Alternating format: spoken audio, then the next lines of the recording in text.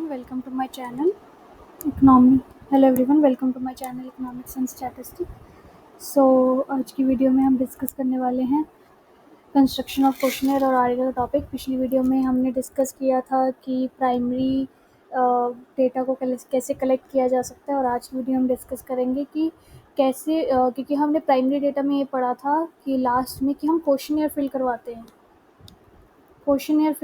हम। तो हम अभी बात करेंगे कि क्वेश्चनर बनाते कैसे हैं। हमने बोला कि क्वेश्चनर बनाओ जिसमें प्रश्न लिख देते हैं, और वो फिर जो जिसको भी हम भेज रहे हैं वो टिक वगैरह करते रहेंगे या इन्फॉर्मेशन जो है लिख देंगे। इसको बनाना कैसे, क्वेश्चनर कह सकते हैं हम, या फिर शेड्यूल कह सकते हैं। इसमें क्या होते हैं, क्वेश्चंस होते हैं। ये हमने पढ़ा कि इसमें क्या होते हैं, क्वेश्चन होते हैं, प्रश्न होते हैं। इसमें किससे रिलेटेड होते हैं, जिसके बारे में हम इन्वेस्टिगेशन कर रहे हैं उसके बारे में हम क्वेश्चन लिख रहे हैं। और इसको बनाना भी एक आर्ट है, एक कला है इसको बनाना। ठीक है। अब जो क्वेश्चंस हम बना रहे हैं वो बिल्कुल हमारे एम तक पहुंचने चाहिए, यानी कि मेरे को जो क्वेश्चन पूछना है वो मेरा डिस्क्राइब करना चाहिए कि मेरा मोटो क्या है उस क्वेश्चन को पूछने का। मान लो मैं सर्वे कर रही हूँ कि कितने लोगों को फास्ट फूड पसंद है, तो उसमें मैं ये थोड़ा ना बोलूँगी कि प्रेसिडेंट ऑफ इंडिया कौन है। इस प्रेसिडेंट ऑफ इंडिया का फास्ट फूड से क्या रिलेशन है, कुछ भी नहीं है। तो ध्यान से सोच समझ के हमें क्वेश्चन लिखना है कि हमारे एम से रिलेटेड तो है कि नहीं। और जो क्वेश्चनर बनाना है वो एक टेक्निकल जॉब होती है, और इसके लिए स्किल चाहिए, एक्सपीरियंस चाहिए, प्रैक्टिस चाहिए। हम बिना ऐसे नहीं बना सकते। अगर कोई रैंडमली तुम्हें बोल दे कि क्वेश्चनर प्रिपेयर करो कि आज के टाइम में कितना करप्शन है, तो हमें टाइम लगेगा सोचने में कि कौन से क्वेश्चन रिलेवेंट है उसको। और जिसने काफ़ी टाइम से उस चीज़ को प्रैक्टिस किया है तो वो तो 10 मिनट में बना के दे देगा, ये लो जी। ठीक है, उसे टाइम भी कम लगेगा। स्किल उसके अंदर, क्योंकि वो स्किल्ड हो गया है, जैसे जैसे वो करता जा रहा है over the period of time वो स्किल्ड हो गया उस चीज़ में। अब इसमें कुछ हमें चीज़ें दी हुई है कि जो हमें ध्यान रखनी है जब हम क्वेश्चनियर बना रहे होंगे, डिज़ाइन कर रहे होंगे। कुछ जनरल प्रिंसिपल्स हमें दे रखे हैं। पहला आएगा हमारा कवरिंग लेटर। पहला क्या आ जाएगा हमारा कवरिंग लेटर। एक पोलाइट सा, मतलब ये नहीं कि हम बहुत ज़्यादा रूड तरीके से बात कर रहे हैं या कुछ कर रहे हैं। एक पोलाइट सा कवरिंग लेटर हमें रिस्पोंडेंट को भेजना है क्वेश्चनियर के साथ, जिसमें हम ये बताएंगे कि हम ये कर क्यों रहे हैं, हमारा ऑब्जेक्टिव क्या है, और ये सर्वे क्यों किया जा रहा है, क्या स्कोप है इसका। ताकि जो रिस्पोंडेंट है वो सीक्रेसी मेंटेन करके रख सके, वो चिल्ला चिल्ला के सबको ना बताए। और अगर मेल कर रहे हैं हम, तो हमें एड्रेस, स्टैम्प, एनवेलप वगैरह जो है हमें एनक्लोज करना चाहिए, यानी उसके साथ लगाना है, ताकि पहली बात तो हमें श्योरिटी आती है कि जेन्युइन है कि नहीं। ठीक है, जेन्युइन है कि नहीं हमें श्योरिटी मिलती है। तो इसलिए भी ये ज़रूरी है ताकि रिस्पोंडेंट जल्दी रिस्पॉन्ड करे अगर हमें जल्दी इन्वेस्टिगेशन वगैरह करनी है। कुछ अगर हमें बहुत ही ज़्यादा जल्दी दी चाहिए रिस्पोंडेंट का रिप्लाई, तो हम कुछ गिफ्ट्स ऑफ़र कर सकते हैं कि ये फ़ीडबैक फॉर्म फिल करो, आपको ये गिफ्ट मिलेगा, या फिर आपको ये गिफ्ट मिल सकता है। कुछ ऐसे जो है हम रिस्पॉन्स इस तरीके से इकट्ठा कर सकते हैं। अब डिसीजन क्या होएगा। डिसीजन करना होता है हमें क्वेश्चनर के रिगार्डिंग, जैसे हम क्वेश्चन वगैरह बना रहे हैं। हमें डिसीजन लेना होगा अलग अलग क्वेश्चंस कौन से डालने हैं। जो सिलेक्शन है क्वेश्चंस का वो डिपेंड करता है हमारी इंक्वायरी का पर्पस क्या है, क्यों कर रहे हैं हम इंक्वायरी। पहले हम ये देखेंगे क्यों कर रहे हैं, और उसके बेसिस पे हम क्वेश्चंस को प्रिपेयर करना शुरू करेंगे। हम कोई आलतू फालतू क्वेश्चन नहीं पूछेंगे। अब जो क्वेश्चंस होंगे, अब इसमें अब क्या बोल रहे हैं, जो क्वेश्चन होंगे क्वेश्चनियर में वो किस तरीके होने चाहिए हमारे। पहली बात तो सिंपल होने चाहिए बिल्कुल। कॉम्प्लेक्स होएंगे तो मज़ा ही नहीं, मतलब बंदा जो है थक जाएगा, पढ़ेगा, उसे कुछ समझ आएगा नहीं आएगा, तो वो रैंडमली भी आंसर दे सकता है क्योंकि उसे समझ नहीं आ रहा। एमसीक्यू बेस्ड होने चाहिए जनरली, ताकि ज़्यादा टाइम ना लगे, जल्दी जल्दी हो सके।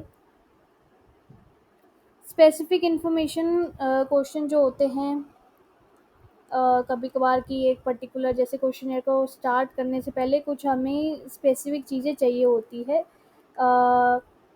और जो मतलब ऐसे जिससे हमारा रिस्पॉन्डेंट है वो थोड़ा कंफर्टेबल वगैरह हो जाए।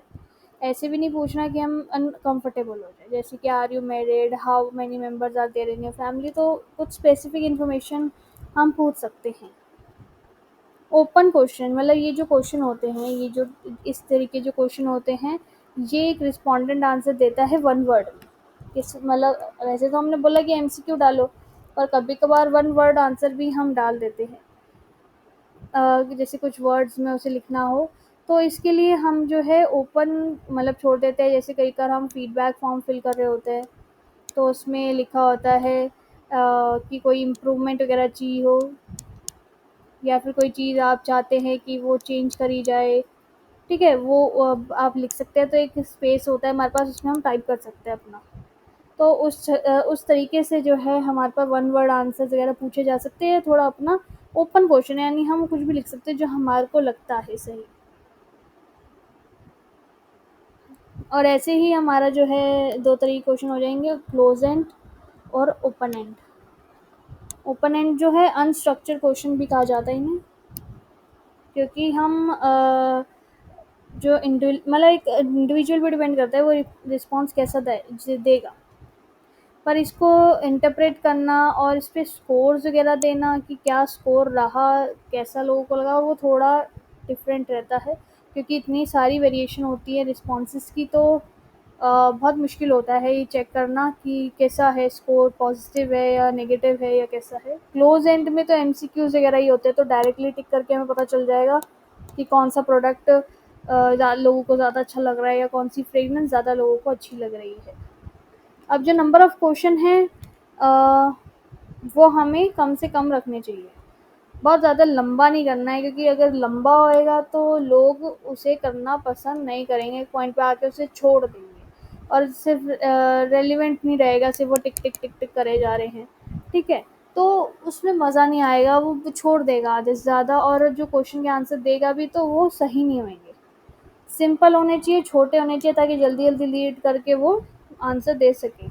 क्लियर होना चाहिए, नहीं कि बहुत ज़्यादा लंबी लंबी लाइनें, इतनी सारा पैराग्राफ लिख दिया, उसे पढ़ो फिर आंसर दो, तो बहुत मुश्किल हो जाती है। कैलकुलेशन वगैरह जो है अवॉइड करें, क्योंकि मैथमेटिकल वगैरह चीज़ें रिकलेक्ट करना, तो रिस्पॉन्डेंट जल्दी इसको रिस्पॉन्स नहीं करता। जैसे हमें ये नहीं पूछना चाहिए कि ईयरली इनकम, क्योंकि इस केस में जो है ज़्यादातर मंथली ही पे किया जाता है, तो हम ईयरली इनकम पूछ के उसको कैलकुलेट करवा रहे हैं फालतू में, तो ज़रूरत ही नहीं है। हम मंथली पूछ लें, क्योंकि मंथली सबको याद ही रहती है कि हाँ इतनी आती है। आज के टाइम में पैकेजेस आ गया है पर एनम का, सो हम यूज़ कर भी सकते हैं, बट हम मोस्टली मंथली यूज़ करेंगे, क्योंकि पूरा जो पैकेज होता भी है तो वो एक साल में एक बार थोड़ा मिल जाता है हमें पूरा का पूरा, ठीक है। फिर आता है avoid question with double negatives. अब इसका मतलब है कि अगर हम हमारा जो क्वेश्चन है, अगर लिखा है वांट यू, डिडंट यू, ये ऐसा नहीं होना चाहिए, क्योंकि ये बायस रिस्पॉन्स हो सकता है। जैसे कि avoid question like didn't you think smoking should be prohibited, तो ऐसा तो इस क्वेश्चन को ये पढ़ के लग रहा है कि भैया हम चाह रहे हैं कि प्रोहिबिट हो, बस हम उनसे फॉर्मेलिटी के लिए पूछ रहे हैं।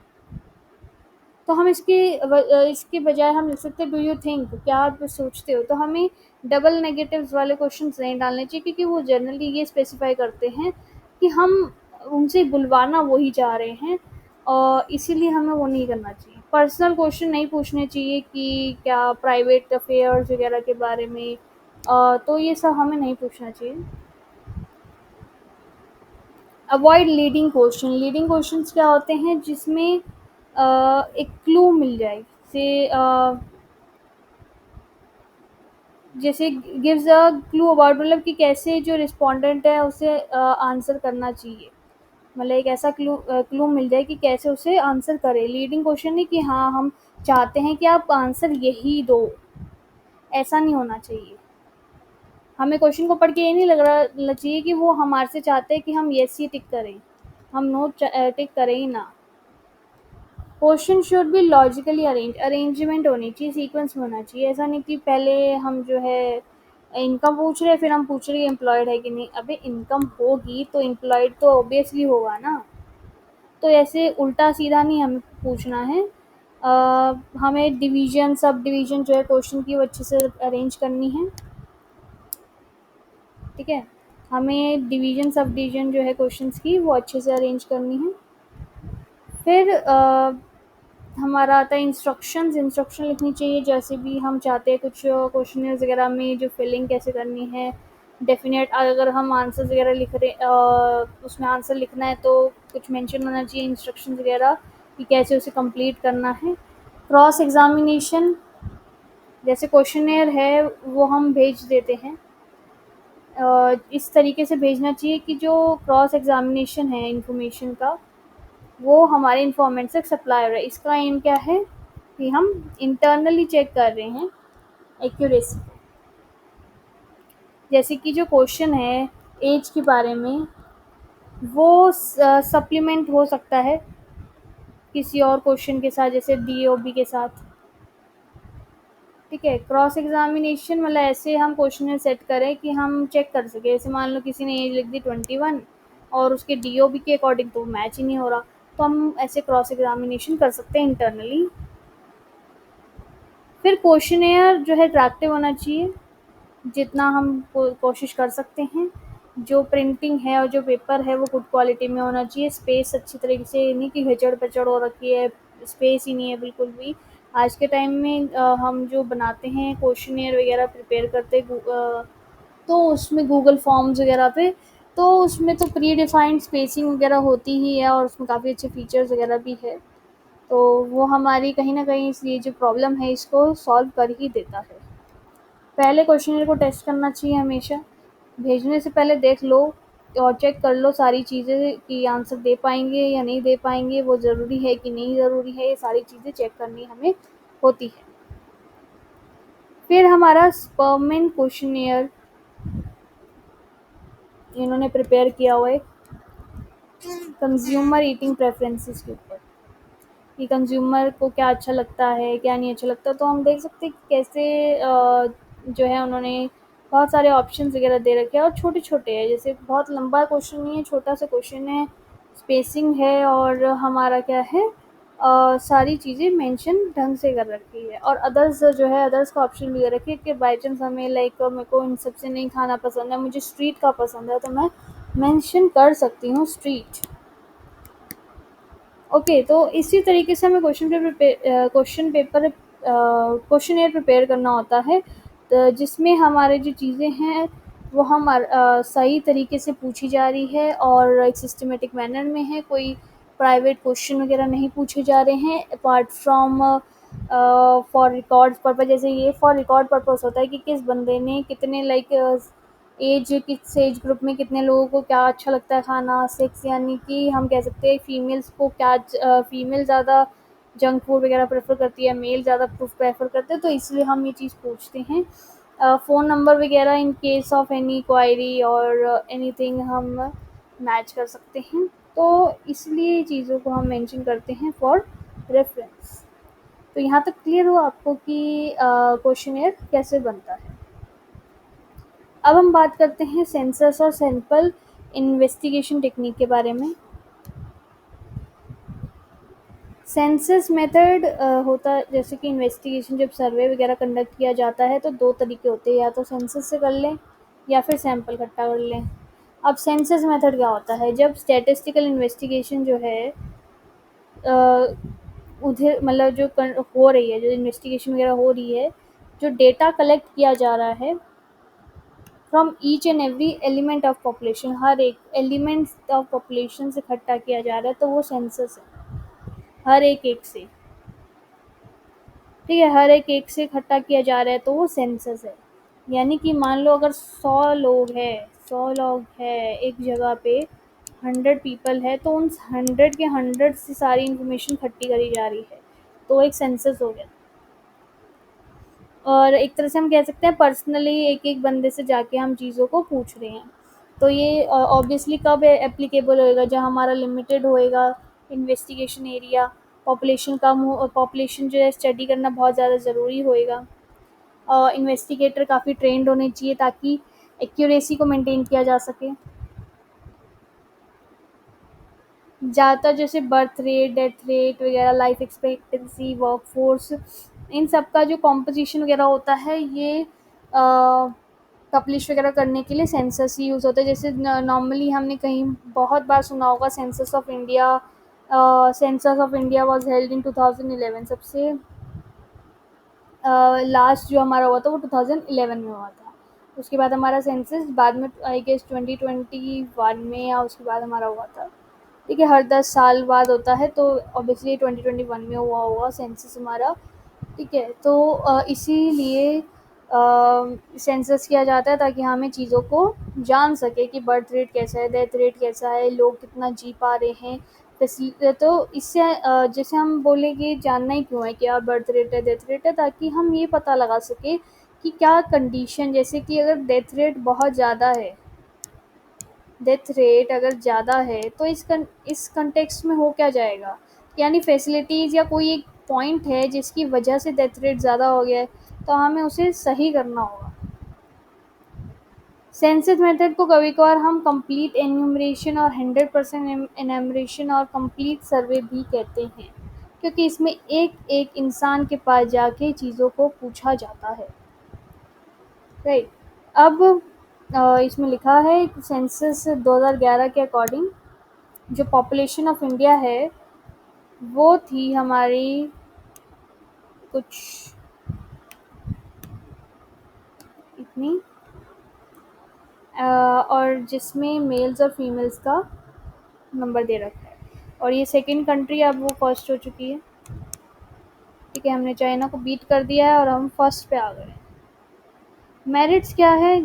मेरिट्स इसके काफ़ी सिंपल है कि जो हमें बहुत ज़्यादा इंटेंसिव स्टडी करना है, पॉपुलेशन वगैरह के बारे में डीप स्टडी करना है, एक्यूरेसी ज़्यादा चाहिए, रिलायबिलिटी ज़्यादा चाहिए, सूटेबल जब हमें मतलब सूटेबिलिटी ऑफ मेथड अगर हम बात करें तो जब डिफरेंट आइटम है पॉपुलेशन की वो होमोजीनियस नहीं है, मतलब हेट्रोजीनियस है, एक इंसान दूसरे का नहीं बता सकता, तो वो क्या हो जाएगा हमारा हेट्रोजीनियस, तो इसीलिए हमारी तब सूटेबल है।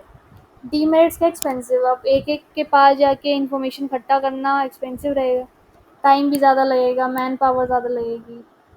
इन एप्लीकेबिलिटी का वो है कि जब बहुत ज़्यादा पॉपुलेशन है, जब बहुत ज़्यादा पॉपुलेशन है तो हम इसको इस्तेमाल नहीं कर सकते। अगर इसमें मतलब इस स्टडी में जैसे कोई डिस्ट्रक्शन है, जैसे इन केस ऑफ टायर्स को टेस्ट करने के लिए अगर हम करें तो सेंसस नहीं करा जा सकता, क्योंकि इतने सारे टायर्स रोड पे चढ़ मतलब इतने सारे टाइप ऑफ टायर्स वगैरह है जो रोड पे चलते हैं, इतने व्हीकल्स है, तो हम उसे कैसे करेंगे। ठीक है, तो इस केस में नहीं सूटेबल रहता। फिर हमारा आता है सैंपल मेथड। सैंपल मेथड होता है,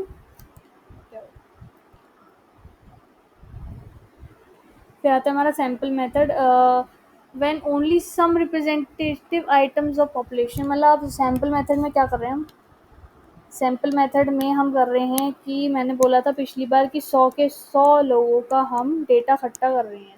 अब मैं 100 का नहीं इकट्ठा करी, मैंने कहा इतने सारे लोग हैं तो मैं 100 का क्यों इकट्ठा करूँ, मैंने कहा कि 50 का ले लेते हैं, उसी से देख लेंगे क्या है क्या नहीं, 50 का ले लेते हैं। ठीक है, तो वो एक सैंपल ले लिया मैंने, इतनी सारी जो पॉपुलेशन थी उनका जो है मैंने सैंपल इकट्ठा कर लिया है, मतलब मैंने लिमिटेड सेलेक्टेड डेटा को अडॉप्ट किया है, लिमिटेड और सिलेक्टेड डेटा को अडॉप्ट किया है, जिसे हम सैम्पलिंग कहते हैं। सैम्पलिंग जो है, जैसे ये पॉपुलेशन है इसका छोटा सा हिस्सा जो है सैम्पलिंग है। अगर हम बात करें ये पूरा जो है सेंसस है और इसके अंदर जो थोड़ा सा हिस्सा है वो सैम्पलिंग है। ठीक है, और ये सैम्पलिंग करना ही बहुत बड़ा टास्क होता है, क्योंकि हम जो है एक्सट्रीमिटीज़ या फिर जैसे मान लो मुझे देखना है कि पॉपुलेशन बढ़ रही है कि कम हो रही है, और मुझे एक तो मैं ये ऐसा नहीं कह सकती अगर 2025 है उस कम जैसे 2025 चल रहा है, तो आज की डेट में मैं सोच रही हूँ कि मैं कंपेयर करना चाहती हूँ कि पॉपुलेशन बढ़ी है कि नहीं बढ़ी है। और इफ़ इन केस अगर मान लो मैंने ले लिया 2020 का डेटा, तो ऑब्वियसली मुझे लगेगा कि बढ़ी है, क्योंकि 2020 में डेथ रेट ज़्यादा था बिकॉज़ ऑफ कोविड, है ना? तो मेरे को ऐसा नहीं लेना कि बिल्कुल ही एक्सट्रीम वैल्यूज़ ले ली मैंने जिसमें मेरे को पता है कि कम हुआ ही हुआ है। मेरे को सैंपल ऐसा लेना है जिसमें सारी ही चीज़ें हो जाए, ये एक्सट्रीम वैल्यूज़ हम अवॉइड करें, और ये भी उसका ड्रॉबैक भी है। ठीक है, तो हम पहले तो सैंपल सेलेक्ट करते हैं on the basis of population कैसी हमें चाहिए, क्या हमारा एम है, उसके बेसिस पे हम सैंपल लेते हैं। जो अच्छा, अगर हम बात करें सैंपल जो है वो बहुत छोटा होता है पॉपुलेशन से, और एक्यूरेट दे देता है कहीं हद तक, मतलब कभी-कभार देता है, कभी-कभार नहीं देता। और इसकी कॉस्ट जो है कम होती है एज़ कम्पेयर टू सेंसस, क्योंकि इसमें थोड़े ही डेटा पे काम कर रहे हैं हम और टाइम भी कम लगता है।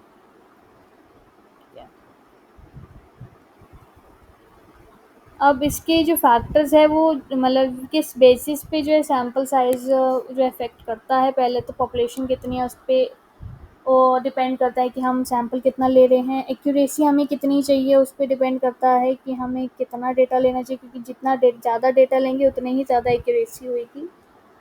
होमोजेनिटी है, ये हेटेरोजेनिटी है, ये भी डिपेंड करता है। होमोजेनिटी होगी तो हम ज़्यादातर थोड़ा डेटा लेते हैं, हेटेरोजेनिटी होगी तो हम लार्ज डेटा लेंगे। अलग-अलग लोग होंगे तो हमें ज़्यादा डेटा लेना पड़ेगा। नेचर ऑफ़ स्टडी, हम स्टडी कैसे कर रहे हैं, हमारा नेचर क्या है। जैसे कि हम कंटिन्यूअस स्टडी कर रहे हैं किसी एक टाइम पीरियड को लेके, या फिर हम एक ही पीरियड को लेके स्टडी कर रहे हैं और डेप्थ स्टडी कर रहे हैं, तो किस तरीके से हमारा क्या मोटो है, ये भी डिपेंड इस पे भी डिपेंड करता है। रिस्पोंडेंट का क्या नेचर है, जैसे जो ज़्यादातर लोग जो रिस्पोंडेंट हैं वो कोऑपरेट करते ही नहीं हैं, तो इसीलिए लार्ज जो है सैंपल लेना पड़ता है, क्योंकि वो कोऑपरेट तो कर नहीं रहे हैं, तो भैया लार्ज लेना पड़ता है। अगर वो कोऑपरेट कर जाते हैं तो वो छोटा ही लेना पड़ेगा। और गुड सैंपल की क्या चीज़ें हैं, कैसे जैसे हमें कैसे पता चलेगा कि वो सही सैंपल था। रिप्रेजेंट करें, जो हम दिखाना चाहते हैं वो दिख रहा है हमें। एडिक्वेसी हो, एडिक्वेट हो, जो हम रिप्रेजेंट करें हमारी पॉपुलेशन को, साइज़ को। होमोजेनिटी हो, जितनी पॉसिबल है होमोजेनिटी होनी चाहिए। Independence of selected sampling unit, मतलब कि जो हमने सेलेक्ट किया है एक एक सैंपल, वो दूसरे से इंडिपेंडेंट है, एक दूसरे पे कोई डिपेंडेंस नहीं है कि इसकी वजह से मैंने ये ले लिया, इसकी वजह से ये ले लिया, ऐसा नहीं होना चाहिए। और मैचेस द ऑब्जेक्टिव, हमारा जो ऑब्जेक्टिव है उसको मैच भी करना चाहिए। ये नहीं कि हमारा जो ऑब्जेक्टिव है उसको मैच कर ही नहीं रहा है। मैंने जो पॉपुलेशन इकट्ठी करी है सारी कर ली मैंने मेल्स की, चाहिए मुझे था फीमेल्स का, तो ऑब्जेक्टिव कहाँ से हमारा फुलफिल हुआ। ठीक है, फिर आता है हमारा मेरिट्स, क्यों हम सैम्पलिंग मेथड करते हैं। सैम्पलिंग मेथड करते हैं हम ताकि हमारी कॉस्ट रिड्यूस हो सके, स्पीड बढ़े, अच्छी स्पीड, ज़्यादा कॉस्ट, क्योंकि हम कम सैंपल इकट्ठा करें तो कॉस्ट कम हो जाएगी, स्पीड ज़्यादा होएगी क्योंकि हमारे पास डेटा कम होएगा, एक्यूरेसी ज़्यादा होएगी। जितना ज़्यादा डेटा होता है उतना एक्यूरेसी ज़्यादा होता जाता है। ग्रेटर स्कोप ज़्यादा होता है, क्योंकि जो ट्रेन्ड इन्वेस्टिगेटर्स वगैरह होते हैं उन्हें पता होता है कि कैसे कलेक्ट करनी है, कौन ज़रूरी है कौन नहीं ज़रूरी है, तो वो सैम्पलिंग प्रोसीजर को आराम से अडॉप्ट कर सकते हैं। देन सेंसस, एडमिनिस्ट्रेटिव कन्वीनियंस, मतलब ये कन्वीनियंट भी होता है, यानी कि बहुत ज़्यादा, क्योंकि अगर बहुत ज़्यादा नंबर ऑफ़ लोगों का हमें सेंसस लेना होगा, मतलब डेटा इकट्ठा करना होगा, तो उस टाइम पे बहुत ज़्यादा चीज़ें प्लान ऑर्गेनाइज़ करनी होती है, तो जब सैंपल इकट्ठा करना होएगा तो इतना ज़्यादा ज़रूरी नहीं होगा। साइंटिफिक अप्रोच, जो सैंपल इन्वेस्टिगेशन होती है ये ज़्यादा साइंटिफिक होती है सेंसस से, क्योंकि इसमें रिलायबिलिटी जो है रिज़ल्ट की काफ़ी हद तक हम पता लगा सकते हैं, जो सेंसस में कभी कभार पॉसिबल नहीं होता। डिटेल्ड इंक्वायरी अच्छे से कर सकते हैं। सैम्पलिंग मेथड में जो यूनिट्स है और जो एरिया ऑफ स्टडी है वो छोटा होता है, तो हम ज़्यादा डिटेल वगैरह और इन डेप्थ इंफॉर्मेशन इकट्ठी कर सकते हैं। एक्सेप्शनल एप्लीकेबिलिटी, कुछ एक्सेप्शनल होते हैं, जैसे कि कुछ सर्कमस्टांसेस है जब सैम्पलिंग ही कर सकते हैं हम। जैसे कि साइज़ ऑफ पॉपुलेशन है, इतनी ज़्यादा है, इतनी फैली हुई है जोग्राफिकल एरिया में, तो हर एक इंसान से इकट्ठा करना इन्फॉर्मेशन जो है मुश्किल है। ऐसे ही जब डिस्ट्रक्शन इन्वॉल्व होती है किसी इंक्वायरी वगैरह करने में, जैसे एक्सप्लोसिव वगैरह को टेस्ट करना, सैम्पलिंग मेथड जो है उस टाइम पे सही रहता है, क्योंकि सेंसस जो है नहीं कर सकते। डीमेरिट्स क्या होते हैं? डीमेरिट्स की अगर हम बात करें तो सेंट परसेंट एक्यूरेसी का मतलब होता है 100%। सेंट परसेंट का मतलब होता है 100%। 100% एक्यूरेसी अचीव करना बहुत ज़्यादा डिफ़िकल्ट होता है। लैक ऑफ रिप्रेजेंटेटिवनेस, रिप्रेजेंटेट कभी कभार हमारा सैंपल जिसको हम रिप्रेजेंट करना चाहते हैं, जो हमारा एम है, उसको रिप्रेजेंट कर ही नहीं रहा होता। बायसनेस हो सकती है सिलेक्शन में। मैंने मान लो जिन लोगों को चूज़ किया है वो बायस्ड पॉइंट ऑफ व्यू से किया है, जिसकी वजह से मेरा सैंपल जो है बहुत अच्छा दिखा रहा है चीज़ों को, पर एक्चुअल में नहीं है। लैक ऑफ स्पेसिफिक और स्पेशलाइज्ड नॉलेज, कभी कभार ऐसा होता है कि हमारे पास नॉलेज ही नहीं है, तो सैंपल जो है जो हम इकट्ठा कर रहे हैं वो हो सकता है हमने ढंग से इकट्ठा नहीं किया है।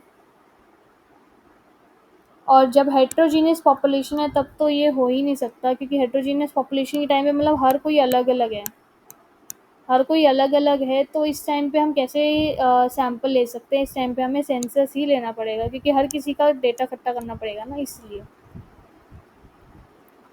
तो ये चार्ट हमें दे रखा है, ये चार्ट जो है हमारे लिए जो है बहुत सही है, जिससे हम देख कर जो है रिवाइज कर सकते हैं चीज़ों को कि क्या मेरिट्स है, डीमेरिट्स है, क्योंकि ये डायरेक्ट क्वेश्चन ही आने वाले इसके। और कोई ऐसा क्वेश्चन आ नहीं सकता इसका, तो डायरेक्ट ही क्वेश्चन आएगा सेंसस होता क्या है, सैम्पलिंग क्या होती है, उसके मेरिट्स क्या है, इसके डीमेरिट्स क्या है। मेरिट्स में जनरली हम ये भी लिख सकते हैं, कभी कभार क्वेश्चन होता है कि कब एप्लीकेबल है, तो मेरिट्स लिख दोगे तो वही एप्लीकेबिलिटी आ गई, और कब एप्लीकेबल नहीं है तो डीमेरिट्स लिखेंगे। ठीक है, तो इस तरीके से हम जो है देख सकते हैं सेंसस और सैम्पलिंग को। सेंसस और सैम्पलिंग का ये अच्छी तरीके से डायग्राम बना हुआ है। सेंसस मतलब ये पॉपुलेशन, सैम्पलिंग मतलब छोटू सा हिस्सा उसका। ठीक है, डिफरेंस इज़ इम्पॉर्टेंट, डिफरेंस आ जाता है सेंसस के और सैम्पलिंग के बीच में। सेंसस और सैम्पलिंग के बीच में क्या होता है डिफरेंस? ऑब्वियस ही बात है, अगर हम इंक्वायरी का नेचर बात करें, इसमें लार्ज होता है, इसमें जो है स्मॉल होता है। लिमिटेड इकोनॉमी, ज़्यादा पैसे चाहिए होते हैं इसमें, इसमें कम पैसे चाहिए होते हैं। सूटेबिलिटी, जब पॉपुलेशन हेट्रोजीनियस होती है तो होता है, और होमोजीनियस होती है तो सैम्पलिंग।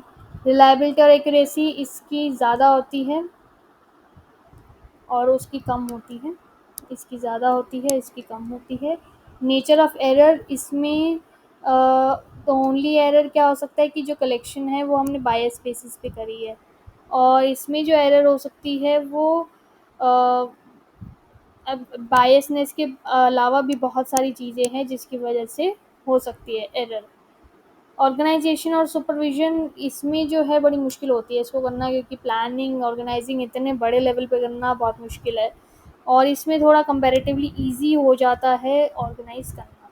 ठीक है, तो ये पूछा जा सकता है सेंसस और सैंपल के बीच में डिफरेंस को। तो आज की वीडियो में हम यहीं तक डिस्कस करेंगे। नेक्स्ट वीडियो में हम डिस्कस करेंगे कि सैम्पलिंग वगैरह, सैम्पलिंग के टाइप्स क्या होते हैं और मेथड्स वगैरह क्या होते हैं। वीडियो अच्छी लगी है तो प्लीज़ लाइक करें, सब्सक्राइब करें और शेयर करें अपने फ्रेंड्स के साथ। Thank you everyone.